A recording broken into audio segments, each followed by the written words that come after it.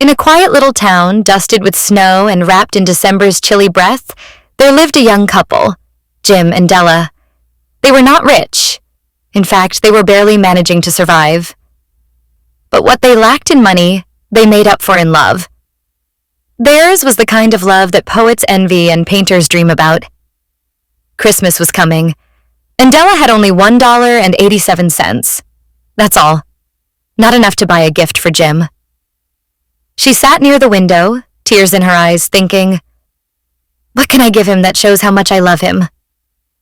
Suddenly, her eyes fell on something, her long cascading hair, which shimmered like brown satin in the light. It was her pride, and Jim's favorite. Suddenly, an impulsive thought came into her mind. She ran into the cold streets, entered a small shop, and said, "I want to sell my hair." The shopkeeper looked at her in shock. "Are you sure, dear?" Della smiled with quiet strength. "Yes, I'm sure." She sold her hair and got $20. With that money, she bought a beautiful platinum chain for Jim's pocket watch, the one he loved most. She smiled. He'll be so happy. Meanwhile, somewhere across town, Jim stood silently at a jewelry store window. He had no money, but Jim had one precious thing, his old pocket watch, a family heirloom, but the watch had no chain. He had sold his favorite pocket watch to buy something special for Della. He knew how much she adored her hair. She often dreamt of jeweled combs she'd seen in store windows, combs she could never afford. The combs were adorned with tiny stones.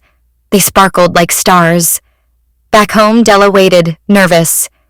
She wore a little makeup and tried to curl what little hair she had left.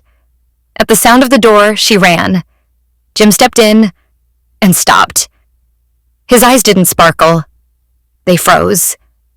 She said quickly, "Don't look at me like that. I had my hair cut off and sold because I wanted to give you something beautiful." And she handed him the chain. Jim stared, and then chuckled softly, not in mockery, but in wonder.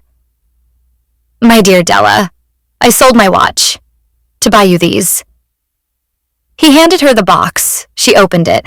The combs she had longed for, now in her hands, but she had no hair to wear them with. He had no watch to wear the chain with. They both sat quietly for a moment. Then they laughed. Not bitterly, but with love. Because they understood something important. True love is not about gifts.